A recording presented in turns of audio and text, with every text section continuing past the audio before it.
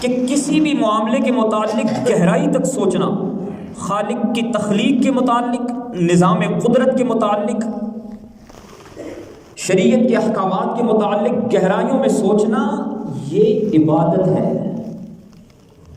اور کئی سو سالوں سے مسلمانوں نے اس عبادت کو قضا کیا ہوا ہے۔ 3 اوصاف ہے رحمت عالم صلی اللہ علیہ وسلم کے، جو اوصاف ظہور نبوت سے پہلے بھی موجود تھے۔ اعلان نبوت سے پہلے ساری کائنات، سارا مکہ رحمت عالم صلی اللہ علیہ وسلم کو صادق مانتا تھا، اور یہ وہ وصف ہے کہ جو اعلان نبوت کے بعد بھی جس کا کوئی انکار نہیں کر سکا۔ بظاہر لوگوں نے کلمہ نہیں پڑھا، مخالفت پہ اتر آئے، لیکن وہ بھی اس بات کی تصدیق کرتے تھے کہ رحمت عالم صلی اللہ علیہ وسلم کی زبان صداقت سے کبھی جھوٹ نہیں نکلا۔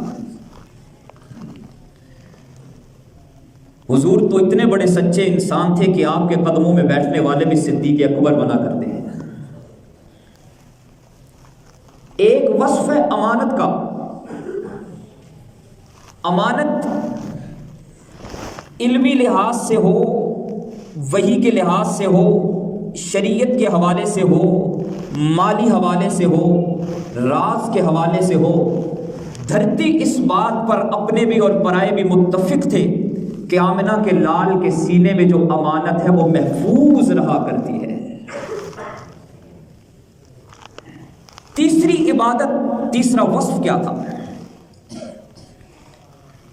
رحمت عالم صلی اللہ علیہ وسلم اعلان نبوت سے پہلے ہرا کی بلندیوں میں غار کے اندر بیٹھ کر کیا کرتے تھے؟ ابھی تو شریعت نہیں اتری، ابھی تو احکامات نازل نہیں ہوئے، ابھی تو نبوت کا اعلان نہیں ہوا۔ تصور کیجئے کہ اس دور کا مکہ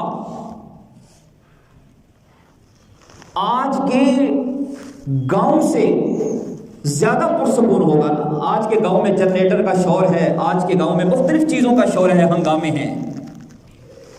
اس دور کا شہر آج کے دیہات سے زیادہ پرسکون ہوگا۔